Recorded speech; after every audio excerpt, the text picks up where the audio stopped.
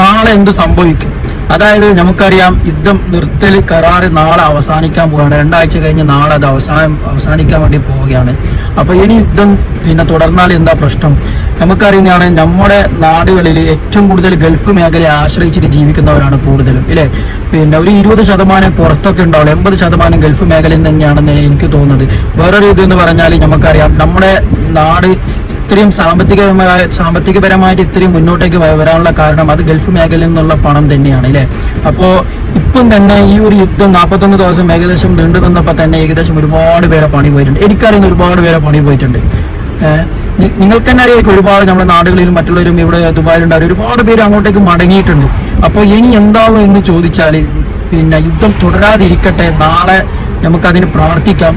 പക്ഷെ എന്താ എന്ന് വെച്ചാൽ ഇപ്പോഴത്തെ ഒരു അവസ്ഥ എന്ന് വെച്ചാൽ ഇവിടുത്തെ, അതായത് ഇപ്പോൾ ഈ ഗൾഫ് മേഖലയിലേക്ക് ഈ പറയുന്ന വലിയ വലിയ മില്യനിയർ ആളുകൾ എന്തായിട്ടുണ്ട്, ഇവിടത്തേക്ക് ഇൻവെസ്റ്റ് ചെയ്യാൻ കൂടുതലും ഇപ്പോൾ പിന്മാറിയിട്ടുണ്ട്. കൂടുതൽ ആൾക്കാർ ഇപ്പോൾ സിംഗപ്പൂർ അങ്ങോട്ടേക്കാണ് ഇപ്പോൾ കൂടുതൽ ആൾക്കാർ ഇവിടെ നിന്ന് പോയിട്ടുള്ളത്.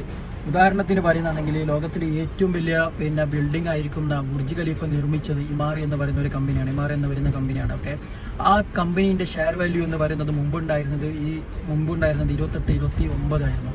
അത് ഈ യുദ്ധം തുടങ്ങിയതിന് ശേഷം അത് 9 അതെന്തായി കുത്തനെ ഇടിഞ്ഞു. അപ്പോൾ ഇവിടെ നിന്ന് ഇൻവെസ്റ്റ് ചെയ്യാൻ ഒരുപാട് ആൾക്കാരെല്ലാവരും എന്തായിട്ടുണ്ട്, പേടിച്ചു പോയിട്ടുണ്ട്. അങ്ങനത്തെ ഒരു അവസ്ഥയാണ്. അപ്പോൾ എന്താ എന്ന് പറഞ്ഞാൽ, അതായത് ഞാൻ ഈ ഇൻവെസ്റ്റിൻ്റെ കാര്യം പറയാനുള്ള കാരണം എന്തെന്ന് പറഞ്ഞാൽ, ഇങ്ങനെയുള്ള വലിയ വലിയ ആളുകൾ ഇവിടെ ഇൻവെസ്റ്റ് ചെയ്താലേ നമ്മളെപ്പോലത്തവർക്ക് ഇവിടെ പണി ഉണ്ടാവുള്ളൂ. അല്ലെങ്കിൽ ഇവിടെ പണിയോ കാര്യങ്ങളോ അല്ലെങ്കിൽ വലിയ വലിയ കമ്പനി കാര്യങ്ങളോ ഇതൊക്കെ പൂട്ടിപ്പോയിട്ടുണ്ടെന്നുണ്ടെങ്കിൽ ഇവിടെ ആർക്കും പണിയോ കാര്യങ്ങളോ ഒന്നും ഉണ്ടാവാൻ ചാൻസ് ഇല്ല, അല്ലേ?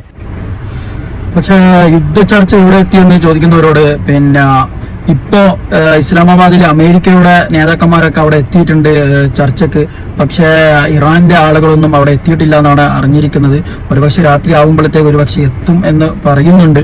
എത്രത്തോളം പോസിബിളാ എന്നുള്ളത് അറിഞ്ഞൂടെ. എന്തായാലും യുദ്ധം ചർച്ച അവിടെ നടക്കട്ടെ, സമാധാനം പുലരട്ടെ എന്ന് ആത്മാർത്ഥമായി നമുക്ക് പ്രാർത്ഥിക്കാം. ഇൻഷാ അല്ലാഹ്.